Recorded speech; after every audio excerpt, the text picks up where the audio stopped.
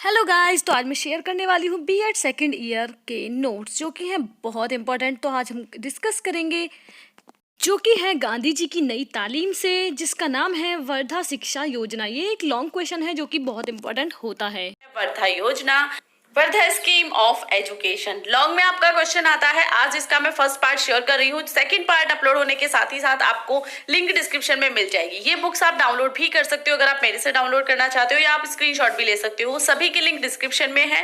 BEd की daily एक classes चल रहे हैं क्योंकि आपके एग्जाम होने हैं, तो उसके रिगार्डिंग आपको डेली एक नोट्स टाइप की वीडियोस मिल जाती हैं। सो वर्धा योजना क्या थी, गांधी जी ने दी थी, इसके बारे में सबसे मेन तो आपको वो पता होना चाहिए। ये आपका बीएड फर्स्ट ईयर में भी था, बट बीएड फर्स्ट ईयर में सिर्फ एक टॉपिक था, एंड यहाँ आपकी पूरा एक सब्जेक्ट है जो कि गांधी जी के बारे में है। गांधी जी की नई तालीम इसी ईयर एडेड हुआ है, तो आपको क्वेश्चंस भी नहीं पता कैसे बनेंगे। उस सब के लिए भी मैंने एक स्पेशल वीडियो शेयर की थी, सिलेबस ऑफ गांधी जी की नई तालीम। You can go and check out the video. Start कर देते इस टॉपिक को, ठीक है। अंग्रेजों की द्वैत शासन प्रणाली से भारतीय संतुष्ट नहीं थे, वे उसकी समाप्ति की मांग कर रहे थे। समय की नब्ज पहचानते हुए ब्रिटिश संसद ने 1935 में भारत सरकार अधिनियम, ठीक है, 1935 पास किया था, और यह अधिनियम 1937 में लागू किया गया था। इस अधिनियम से भारत में द्वैत शासन की समाप्ति हुई और प्रांतों में स्वशासन स्थापित हुआ। उस समय भारत 11 प्रांतों में विभाजित था, और इन 11 प्रांतों में से 7 प्रांतों में कांग्रेस मंत्रिमंडल थे और एक नए युग की शुरुआत हुई थी। यानी कि जो वर्धा स्कीम की स्टार्टिंग हुई थी ना, उसका फर्स्ट पॉइंट यही है कि एक ऐसा शासन चल रहा था जिससे भारतीयों को संतुष्टि नहीं थी, कि वो खुश नहीं थे। तो उस टाइम पे ब्रिटिश संसद ने 1935 में गवर्नमेंट ऑफ इंडिया एक्ट पास किया था, जो कि 1937 में स्टार्ट हुआ था। और उस टाइम जो आपके 11 प्रांतों में से 7 में कांग्रेस की सरकार थी, तो आप समझ सकते हो उस समय जो राष्ट्र का नेतृत्व था वो गांधी जी के हाथों में था। उन्होंने 11 अगस्त 1937 के अखबार में प्रांतीय सरकारों को 7 से 14 वर्ष के बच्चों की शिक्षा का भार अपने ऊपर लेने का सुझाव दिया, ठीक है। यहाँ से उसकी स्टार्टिंग हुई। जो आपकी वर्धा स्कीम है ना, वो उसकी स्टार्टिंग यहाँ से हुई। और आप देख सकते हो कि 7 से 14 वर्ष के बच्चों के लिए ये स्कीम थी, ठीक है। ये जो पॉइंट्स है वो मैं आपको बताती रहूंगी क्लास के साथ आप नोट डाउन कर सकते हो। कॉपी पेन लेके आप स्टार्ट हो जाइए, स्क्रीनशॉट भी ले सकते हो, बट आप नोट कर लोगे तो आपको पॉइंट्स याद रहेंगे, बाकी मैं समझाई दूंगी, ठीक है। तो उसके बाद उन्होंने सुझाव दिया। तो उसके बाद 2 अक्टूबर 1937 के हरिजन में लिखा था कि प्राथमिक शिक्षा 7 वर्ष या इससे अधिक समय की हो, और इसमें अंग्रेजी को छोड़कर वे सब विषय पढ़ाए जाएं जिन्हें मैट्रिकुलेशन यानी कि हाई स्कूल परीक्षा में पढ़ाया जाता है। साथ ही साथ किसी हस्तशिल्प या उद्योग को निर्माण अनिवार्य रूप से पढ़ाया जाए। और गांधी जी के इन विचारों से देश में एक नई शैक्षिक क्रांति का शुभारंभ हुआ था, ठीक है। गांधी जी का जो एजुकेशनल थॉट्स थे वो क्या थे, लास्ट वीडियो में मैंने शेयर किए हैं। अगर आपने अभी तक वीडियोस नहीं देखी हैं, आप जाइए एंड प्लेलिस्ट चेकआउट कर लीजिए। बीएड की सभी वीडियोस आपको मिल जाएंगी, सभी सब्जेक्ट की क्लासेस मिल जाएगी, ठीक है। तो समझ आ गया। 7 to 14 ईयर के स्टूडेंट के लिए था, और उनके लिए क्या था, इंग्लिश सब्जेक्ट को तो छोड़ दिया जाए और किसी हस्तशिल्प या उद्योग का जो सब्जेक्ट है उसे शामिल किया जाए, ठीक है। तो अखिल भारतीय राष्ट्रीय शिक्षा सम्मेलन वर्धा जो था, अब यहाँ से वो स्टार्ट होता है। 22 to 23 आप बोल सकते हो अक्टूबर को 1937 को वर्धा में मारवाड़ी शिक्षा मंडल की रजत जयंती मनाई गई थी, और श्री मन्ना नारायण अग्रवाल इसके आयोजक थे। गांधी जी ने उन्हें इस अवसर का एक शिक्षा सम्मेलन का आयोजन करने का सुझाव दिया था, और अग्रवाल साहब ने इस अवसर पर भारत के 7 कांग्रेस मंत्रिमंडलों में शिक्षा मंत्रियों और देश के चोटी के शिक्षा शास्त्रियों, विचारों और राष्ट्रीय नेताओं को आमंत्रित किया था, और अखिल भारतीय राष्ट्रीय शिक्षा सम्मेलन का आयोजन किया था। इसे वर्धा शिक्षा सम्मेलन कहा जाता है, ठीक है। यानी कि जब गांधी जी ने सुझाव दिया उसके बाद उन्होंने एक मंत्रिमंडल की एक मीटिंग रखी थी, और उसमें उसे ही जब वो आयोजन किया गया, जब वो डिसाइड किए गए, तो उसे वर्धा योजना कहा गया था।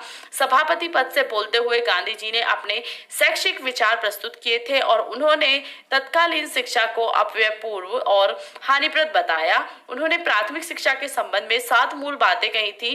पहली यह है कि देश में 7 से 14 वर्ष तक के बच्चों के लिए जो शिक्षा है वो फ्री होनी चाहिए, ठीक है।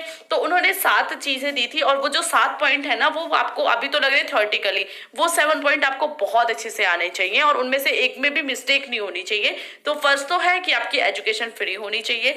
ये वर्धा योजना का इंट्रोडक्शन था। क्लियर हो गया होगा, आपको कोई डाउट नहीं है। फिर भी कोई डाउट है आप कमेंट करके पूछ सकते हैं। क्लियर हो गया होगा, आपको कोई डाउट नहीं है। फिर भी कोई डाउट है आप कमेंट करके पूछ सकते हो। आपको अदर वीडियोस देखनी है तो आप प्लेलिस्ट चेकआउट कर सकते हो। आपको मेरे नोट्स या इन बुक की पीडीएफ बुक चाहिए तो वो लिंक डिस्क्रिप्शन में है। सिर्फ आपको चेकआउट करना है, आपको टाइम देना है, थोड़ा सा माइंड यूज करना है कि आपको सर्च करनी है। अदरवाइज सब कुछ अवेलेबल है मेरे इस चैनल पे।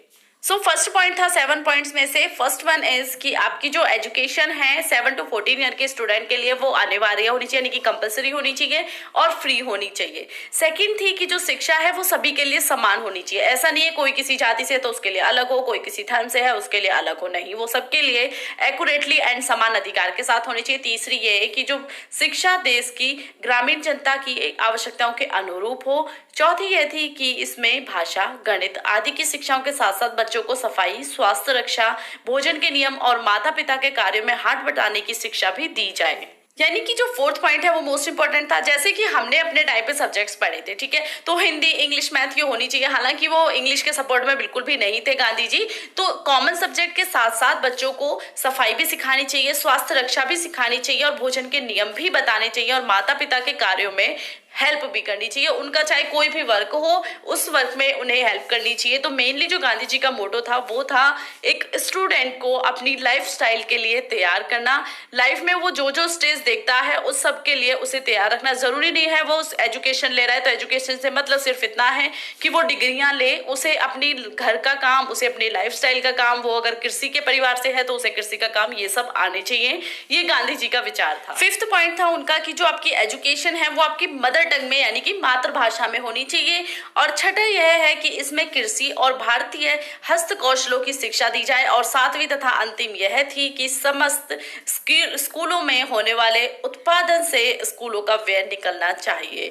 ठीक है, तो यानी कि आप सब्जेक्ट पढ़ रहे हो, अच्छी चीज है, बट उसके साथ साथ आपका अगर कृषि है, जैसा मैंने पहले कहा, कृषि होनी चाहिए, हस्तकौशल होने चाहिए, जिससे कि इनकेस अगर जॉब भी नहीं मिलती है फ्यूचर में, वो जॉब नहीं भी करता है तो एटलीस्ट वो अपनी कृषि से, अपने हस्तकौशलों से, चाहे आपके कढ़ाई का, बुनाई का, बढ़ाई का जो भी काम हो, उससे वो पैसे कमा सके, अपनी जीवनचर्या चला सके और वो स्वावलंबी बन सके। और स्कूलों के लिए जो लास्ट में कहा था उन्होंने कि स्कूलों को इतना खर्चा करना चाहिए कि जो हस्तकौशल है उनको इस हद तक बढ़ाना चाहिए कि जो स्कूल का खर्चा है वो खुद ब खुद निकल जाए स्कूल के उन हस्तकौशल के सामान को बिकने से, या आप बोल सकते हो उनकी प्रदर्शनी करने से, कैसे भी, है ना। तो यानी कि वही काम स्कूल में बच्चों से करवाना चाहिए जिसके थ्रू स्कूल का खर्चा है वो वहीं का वहीं निकल जाए और प्रदेश सरकार या राज्य सरकार पे वो डिपेंड ना रहे।